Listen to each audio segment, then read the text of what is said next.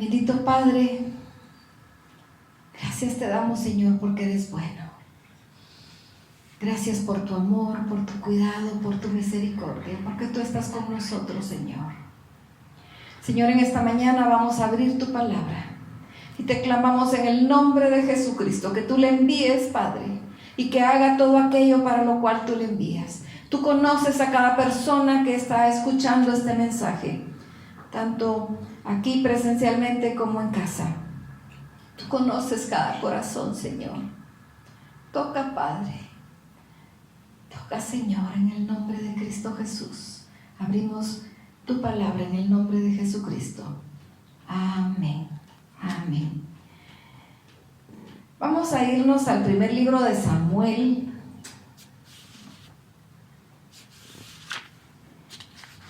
Y vamos a ver un poco del capítulo 1, del capítulo 2 y del capítulo 3. El pueblo de Israel, nos dice la palabra, que cuando Josué estaba por morir, nos dice en Josué 24, que Josué le habla al pueblo y le dice: no sé qué es lo que ustedes van a decidir hacer. Ustedes tienen que decidir a quién van a adorar. Si a los dioses que servían nuestros padres del otro lado del río, o a los dioses de los vecinos, de los pueblos vecinos que están aquí. Pero lo que yo quiero decirles es que yo y mi casa serviremos a Jehová. Y esa declaración de Josué fue tan contundente que el pueblo completo dijo: nosotros también serviremos a Jehová. Ahora, algunas veces, no sé si ustedes han notado que tenemos a Dios mucho en nuestra boca, pero no lo tenemos en el corazón. Con mucha facilidad decimos: sí, yo voy a servir a Jehová, yo voy a hacer lo que Dios me pide, pero no lo hacemos. Realmente no está ahí en nuestro corazón. Y es triste cuando nosotros seguimos leyendo ya en el libro de los jueces, que es el que sigue después de Josué, y nos dicen: y murió Josué y toda esa generación, y nació una nueva generación que no creyó en Dios, que no respetó a Dios. Y entonces Dios instituyó jueces para que dirigieran al pueblo. Recordemos que con Moisés era el que dirigía, luego él dejó a Josué, pero después de Josué, el Señor instituye jueces para que gobiernen. Pero lo triste es que nos dice que mientras el juez estaba gobernando, el pueblo se mantenía con Dios. Pero cuando el juez terminaba su gestión, el pueblo se desenfrenaba. Así que era un sub y baja. ¿Qué pasa con las siguientes generaciones? ¿Qué legado le estamos dejando a las siguientes generaciones? ¡Qué terrible! ¡Qué terrible! Que esa esencia del cristianismo, ese amor por Dios que vibra en nuestros corazones, no lo podamos trasladar a la siguiente generación. Algunas veces porque lo que hablamos no coincide con lo que vivimos. Y entonces decimos una cosa, pero actuamos diferente. Y eso es lo que nuestros hijos ven. Nuestros hijos nos van a ver actuar más que escuchar decir. Porque algunas veces ni siquiera tenemos forma de decir las cosas y lo decimos gritado y los niños no van a prestar atención. Ellos están viendo. Y ese es el legado. Y la palabra nos da principios específicos que nosotros debemos aplicar a nuestros hijos. Pero si nosotros ignoramos la palabra de Dios, si no la tenemos como nuestra guía, como nuestro manual de vida, pues estamos condenados a que la siguiente generación no reciba el legado de Cristo en su corazón. Sabemos nosotros que Dios no tiene nietos. No porque yo creo en Cristo, porque soy hija de Dios, mis hijos van a ser hijos de Dios. Ellos tienen que ser hijos de Dios. Ellos tuvieron que hacer ellos personalmente su decisión No puedo yo decidir por ellos. Ellos decidieron por ellos. Nuestros hijos nos van a ver para ser tocado su corazón. Y en el primer libro de Samuel encontramos la historia de este sacerdote Elí. Y nos menciona en el primer capítulo de un varón llamado Elcana y su mujer llamada Ana, que no tenía hijo. Ella era estéril y ella añoraba un hijo. Y nos cuenta en el capítulo 1 que Ana fue al templo y fue a postrarse y a derramar su corazón delante del Señor para clamarle por ese hijo que ella añoraba. Y nos dice la palabra que ella estaba postrada llorando y solo se movían sus labios porque ella estaba hablando con su corazón al Señor. No estaba hablando en una forma audible, ella estaba hablando al Señor, pero movía sus labios. Y el sacerdote la tomó por ebria. El sacerdote la mira llorando, que solo mueve la boca, y sin discernir va y se acerca y le dice: mujer, ¿qué estás haciendo aquí? Digiere tu vino, vete. Le dice: estás borracha, en otras palabras. ¿Qué estás haciendo en el templo? Pero Ana humildemente le dice: no, Señor, yo no estoy ebria. Es la angustia de mi corazón que me ha hecho derramarme ante el Padre. Y entonces el sacerdote le dice: bueno, está bien, entonces vete y ya dejaste tu petición, vete y ya no sufras. Y Ana se fue. Pero Ana le había pedido al Señor un hijo y le dijo: Señor, si tú me das un hijo varón. Directamente le pidió un hijo varón. Si tú me das un hijo varón, yo lo voy a dedicar a ti y lo voy a entregar a ti. Nosotros dedicamos a nuestros hijos al Señor, pero no los vamos a dejar al templo. Para ella, dedicar el hijo al Señor era irlo a dejar al sacerdote. Interesante su propuesta ante el Señor, pero eso fue lo que ella propuso. Y nos cuenta, nos sigue contando aquí, que el Señor escuchó su voz, escuchó su clamor y le dio a su hijo. Y le puso por nombre Samuel. Ese gran Samuel del que nosotros escuchamos mucho tiempo más, que unge y corona al primer y segundo rey de Israel. Ese gran profeta de Dios, admirable. Ese era ese niño que Dios le dio a Ana. Y ella cumple su promesa. Y siendo el niño todavía pequeño, lo lleva y lo entrega al sacerdote. El sacerdote ni siquiera tenía dónde tenerlo, así que lo pone a dormir ahí a la par del arca del pacto. Y ni siquiera se sabía mucho de Dios ni de que Dios hablara en ese tiempo. Pero ahí lo fue a poner. Pero en el capítulo 2 nos habla que Elí también tenía hijos. Y vamos a leer a partir del verso 12. Los hijos de Elí eran hombres impíos y no tenían conocimiento de Jehová. Y era costumbre de los sacerdotes con el pueblo que cuando alguno ofrecía sacrificio, venía el criado del sacerdote mientras se cocía la carne, trayendo en su mano un garfio de 3 dientes, y lo metía en el perol, en la olla, en el caldero o en la marmita, y todo lo que sacaba el garfio, el sacerdote lo tomaba para sí. De esa manera hacían con todo israelita que venía a Silo. Asimismo, antes de quemar la grosura, venía el criado del sacerdote y decía al que sacrificaba: da carne que asar para el sacerdote, porque no tomará de ti carne cocida, sino cruda. Y si el hombre le respondía: queme la grosura primero y después toma tanto como quieras, él respondía: no, sino dámelo ahora mismo. De otra manera yo lo tomaré por la fuerza. Era pues muy grande delante de Jehová el pecado de los jóvenes, porque los hombres menospreciaban las ofrendas de Jehová. Lo vamos a dejar hasta ahí por el momento. Este sacerdote Elí era agradable ante los ojos de Dios, pero no logró pasar su legado a sus hijos. Y es más, no le importó que sus hijos no estuvieran bien con Dios y los nombró a ellos sacerdotes. Porque así era en la tribu sacerdotal, la tribu de Elí, pues las familias eran sacerdotales.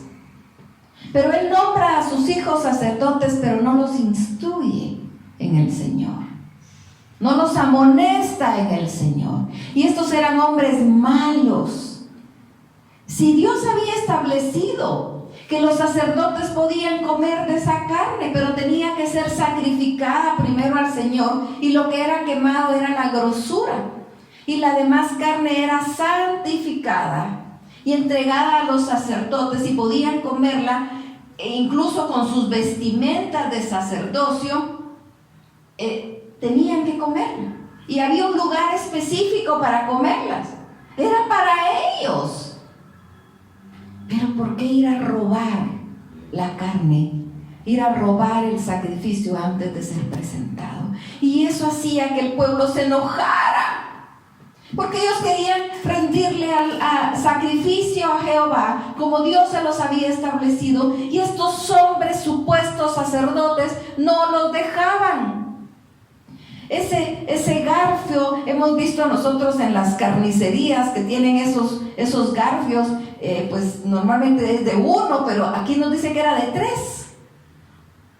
Y metían ese gancho en la olla donde estaba la carne que iban a presentar en sacrificio, y todo lo que agarrara, pues definitivamente era bastante, porque tienen un gancho, y era bastante lo que lograba jalar. Pero no era cuánto, era el hecho lo que desagradó a Dios en gran manera, porque se estaba burlando del pueblo y se estaba burlando de Dios. Algunas veces nosotros, de verdad, yo he pensado que con nuestras actitudes como que creemos que Dios no es real, y que nos podemos burlar de Dios y hacer lo que queramos, y que nadie va a decirnos nada. Queremos vivir una vida licenciosa, y siempre y cuando no me miren, yo voy a hacer lo que yo quiera. No nos equivoquemos, Dios nos ve. El nombre de la iglesia es Iglesia El Roy, el Dios que me ve. Y Dios nos ve para lo bueno que hacemos, y también cuando hacemos algo malo, Él nos ve. Siempre nos ve. Es más, no nos ve solo como una cámara, que son tan comunes hoy en día, sino que nos ve adentro. Conoce hasta las intenciones de nuestro corazón. Él nos ve. No os engañéis, dice la palabra. Dios no puede ser burlado. Necesitamos estar conscientes de eso. Sí, es que yo voy a ir, como yo voy a la iglesia, yo ya cumplí porque yo voy a la iglesia. No, el cristianismo es más que ir a la iglesia. El cristianismo es más que decir soy cristiano. El cristianismo es vivir una vida agradable a Dios, y entonces poder pasar ese legado. El verso 18 del capítulo 2 dice: y el joven Samuel ministraba en la presencia de Jehová, vestido de un efod de lino, y le hacía a su madre una túnica pequeña, y se la traía cada año cuando subía con su marido para ofrecer el sacrificio acostumbrado. Y Elí bendijo a Elcana y a su mujer, diciendo: Jehová te dé hijos de esta mujer en lugar del que pidió a Jehová. Y se volvieron a su casa. Y visitó Jehová a Ana, y ella concibió y dio a luz 3 hijos y 2 hijas. Y el joven Samuel crecía delante de Jehová. Pero Elí era viejo, y oía de todo lo que sus hijos hacían con todo Israel, y cómo dormían con las mujeres que velaban a la puerta del tabernáculo de reunión. Y les dijo: ¿por qué hacéis cosas semejantes? No, porque yo oigo todo lo que oigo de todo este pueblo vuestros malos procederes. No, hijos míos, porque no es buena fama lo que yo oigo, pues hacéis pecar al pueblo de Jehová. Si pecare el hombre contra el hombre, los jueces le juzgarán. Mas si alguno pecare contra Jehová, ¿quién rogará por él? Pero ellos no oyeron la voz de su padre, porque Jehová había resuelto hacerlos morir. ¿Qué autoridad tenía este padre para con sus hijos, para que ellos no lo oyeran? No tenía. Había perdido toda autoridad sobre sus hijos. Y solo decirle, no, niños, no hagan eso. No, es que eso no es disciplina. Eso no es criarlos en la disciplina y amonestación de Jehová. ¿Cómo los crió él? Pues de repente él se encargó demasiado del sacerdocio y se olvidó mostrar e instruir a sus hijos. Es posible. No sabemos qué fue lo que pasó, pero vemos el resultado, que ya siendo hombres adultos eran pecadores. Pero de todos modos se los nombró como sacerdotes y los dejó ahí y solo les decía, no hombre, no hagan eso. No, él tenía que tomar autoridad y decirles, ustedes van a seguir en esa vida, van a ser desechados del sacerdocio de Jehová, porque Dios es santo. No, pero él solo les decía, no niños, no hagan eso. Es que se necesita ese celo por Jehová, ese celo que solo Dios puede poner en nosotros. Y nos dice que Samuel pues ministraba y estaba creciendo en gracia con el Señor. Y Dios le manda un mensaje a Elí. Dice el verso 27, y vino un varón de Dios a Elí y le dijo, así ha dicho Jehová, ¿no me manifesté yo claramente a la casa de tu padre cuando estaba en Egipto, en casa de Faraón? Y yo le escogí por mi sacerdote entre todas las tribus de Israel, para que ofreciese sobre mi altar y quemase incienso y llevase efod delante de mí.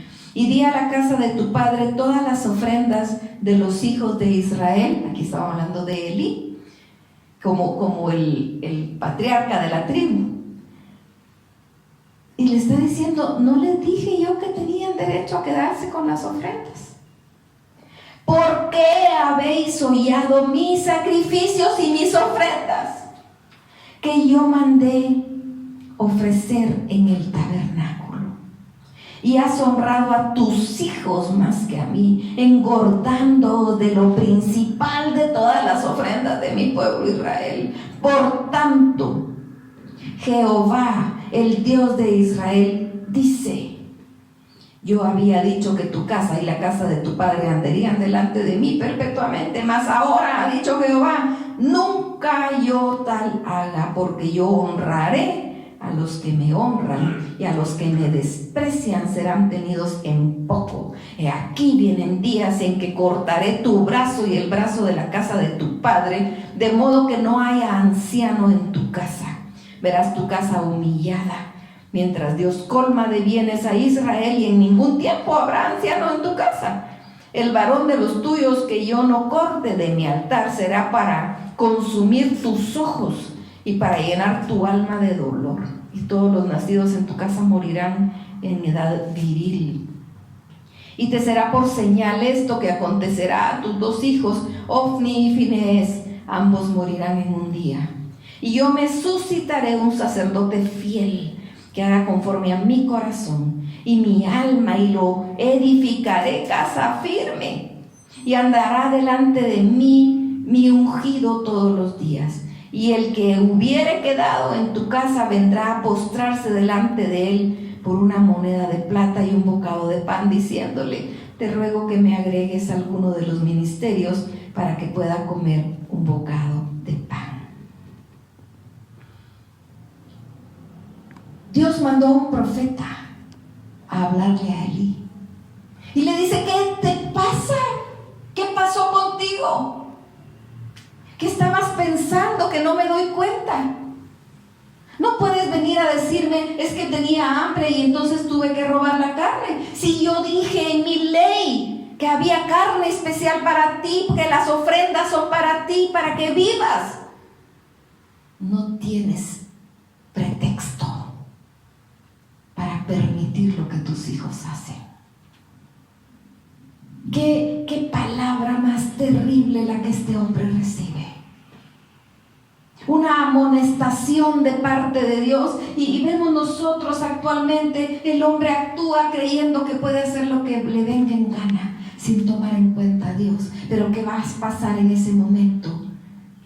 Cuando Dios le hable y le diga, has sido probado y no has sido aprobado. Qué terrible palabra esa. Tenemos responsabilidad ante Dios. Somos responsables ante Dios de nosotros y de nuestros hijos. Porque Dios estaba demandando a Elí la conducta de sus hijos.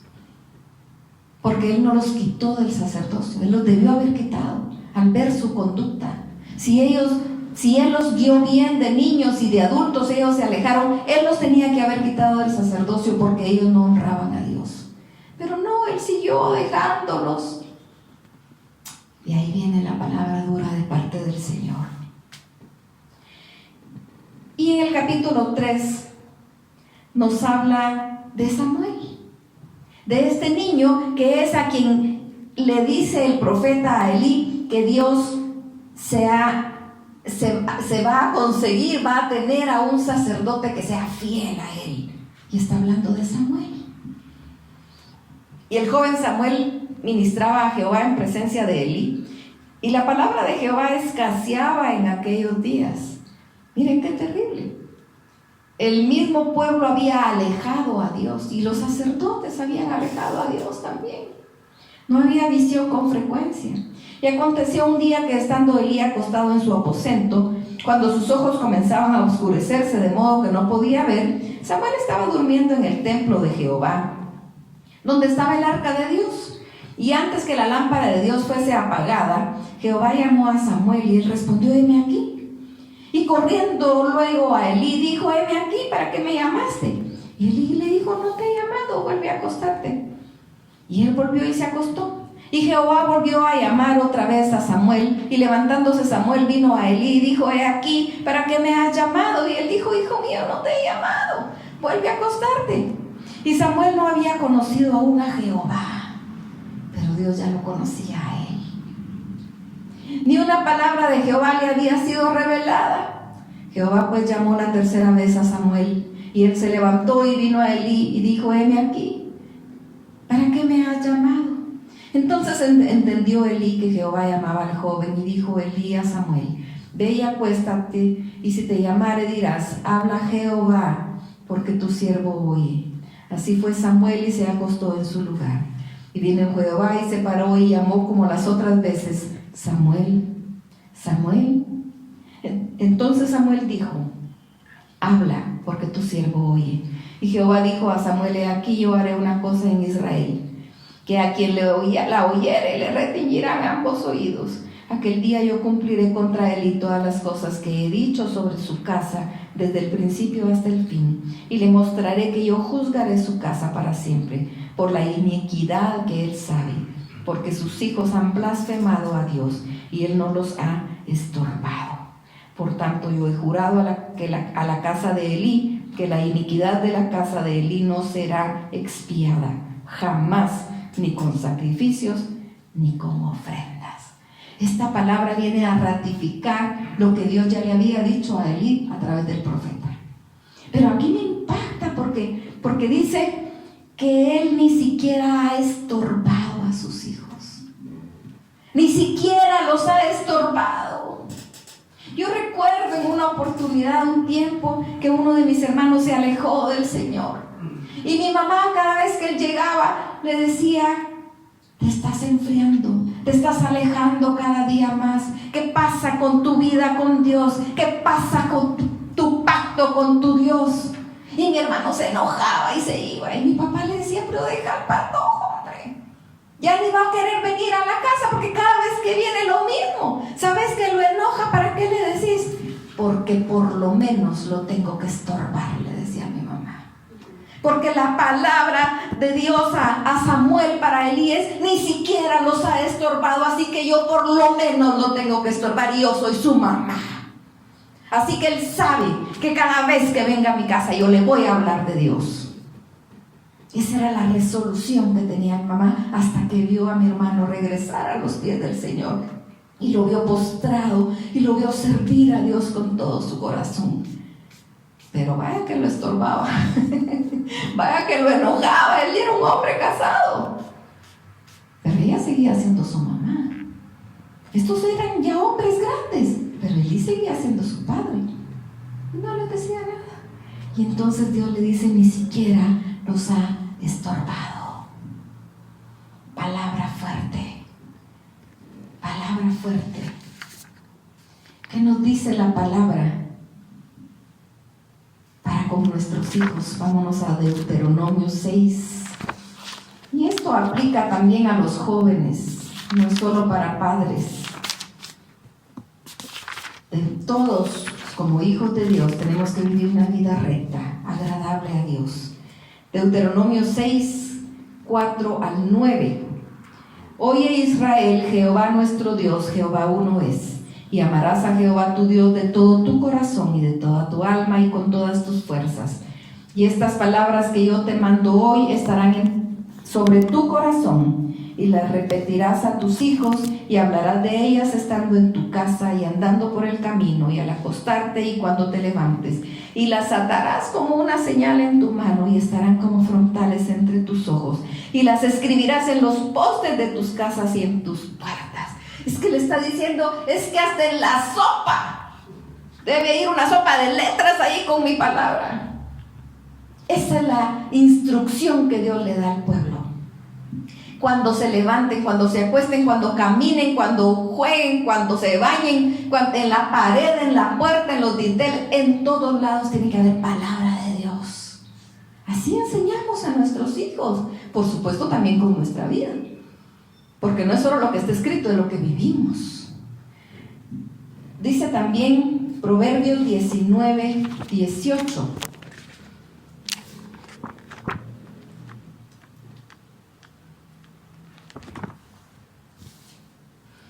Castiga a tu hijo en tanto que hay esperanza, mas no se apresure tu alma para destruirlo. Hay una generación que dice, no, yo nunca le voy a decir no a mi hijo, el que decida, él cuando sea grande, que decida qué hacer. No, eso no es lo que la palabra dice.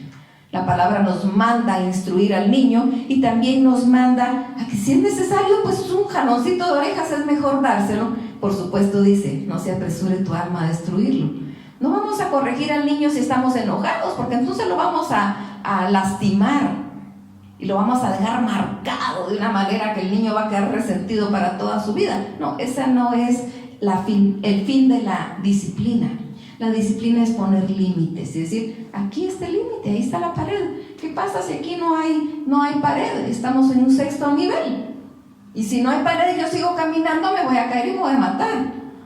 Pero si está el límite, yo corro muy duro, me voy a topar y me voy a golpear. Esa es la disciplina. Límites. Enseñemos límites a nuestros hijos. Siempre en Proverbios 29, 17.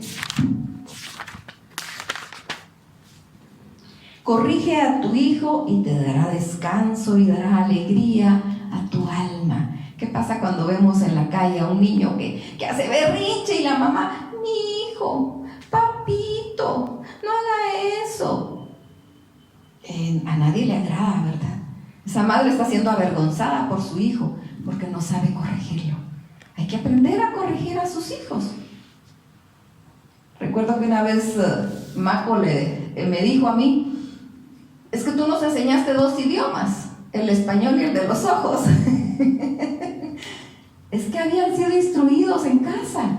Entonces al salir, una mirada era suficiente. Ya no tenía yo que gritarles en la calle y avergonzarlos en la calle. No, habían sido no golpeados, nunca los golpeamos, pero sí los instruimos. Sí hubo disciplina. Proverbios 29, 25. El temor del hombre pondrá lazo, mas el que confía en Jehová será exaltado. Necesitamos que el niño entienda, que el niño llegue a ser exaltado cuando sea adulto, porque fue bien educado cuando fue niño. Siempre Proverbios 13, 24.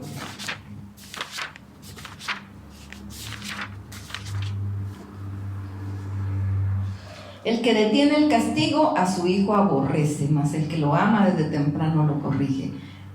Eso que no, yo no le digo nada porque después él me va a odiar. No, el que detiene el castigo a su hijo aborrece. Los padres estamos para guiar a nuestros hijos y decirles que sí y que no. Esa es la obligación de los padres. Así que sí les podemos decir no a nuestros hijos. Por supuesto, nosotros como padres debemos estar llenos de la palabra del Señor para hablarles con sabiduría. Y Proverbios 22:6.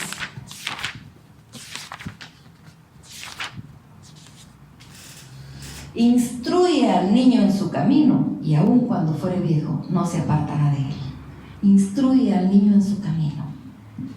Definitivamente Elí no instruyó a sus hijos en su camino. Por eso al llegar a adultos se apartaron. Mi mamá nos instruyó a todos en el Señor. En el tiempo que mi hermano se apartó, ella no dejó de clamar y no dejó de estorbarlo, como ella decía. Y él regresó. Instruye al niño en su camino, y aun cuando fuere viejo, no se apartará. Ese es el legado que nosotros debemos dejar. ¿Realmente estamos dispuestos a dejar ese legado? Si estamos dispuestos, tomémonos del Señor, estudiemos la palabra, llenémonos de palabra de Dios para poder hablar sabiduría a nuestros hijos. Ahora, si nuestros hijos ya son grandes y decimos, bueno, pues tarde viene el consejo, nunca es tarde. Como padres, siempre tenemos rodillas para clamar por nuestros hijos. Así que clamemos por nuestros hijos. Porque si estamos clamando, nos vamos a estar estorbando en su pecado. No dejemos de clamar. Dios escucha a una madre, Dios escucha a un padre que clama por su hijo y le responde. Bendito Padre, te amamos con todo nuestro ser. Señor, tu palabra nos instruye, tu palabra nos llena. Ayúdanos en nuestra debilidad para poder ser hijos fieles a ti, para poder ser hijos agradables a tu corazón, para que cuando tú nos pruebes, nos apruebes, para que cuando venga la prueba, Señor, tú puedas ver con agrado y decir, hijo, te probé duro y te aprobé.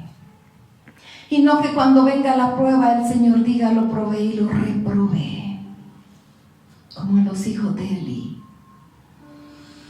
Ayúdanos como padres a dejar un legado de bendición, para que nuestros hijos te honren, para que nuestros hijos te amen de tal manera que quieran honrarte y quieran vivir una vida santa, porque tú eres santo. Nos comprometemos ante ti, Señor, a vivir en santidad, porque tú eres santo, para alabanza de tu nombre, para alabanza de tu nombre, Señor, no para nosotros, para ti, porque solo tú eres Dios, porque solo tú eres digno de toda honra, de toda gloria y de toda alabanza. Tú conoces a cada uno, Señor, que está escuchando este mensaje, cada uno que está alzando su mano y prometiéndote vivir una vida santa y diciéndote, ayúdame en mi debilidad. Señor, toma esa promesa, toma esas manos, lávalas para que sean manos limpias. Perdona los pecados, Señor. Limpia a cada uno que está alzando su mano y ayuda a cada uno en la debilidad, porque somos débiles como humanos, pero tú eres fuerte. Así que nos tomamos de la mano del más fuerte para exaltarte, para glorificarte cada momento de nuestra vida, para decir como dijo Josué, yo y mi casa serviremos a Jehová, porque en ti hemos confiado, porque nosotros queremos dejar un legado de bendición, para no ser solo nosotros bendición, sino también nuestros hijos. Ayúdanos, Padre, en nuestra debilidad. En el nombre de Cristo Jesús. Amén.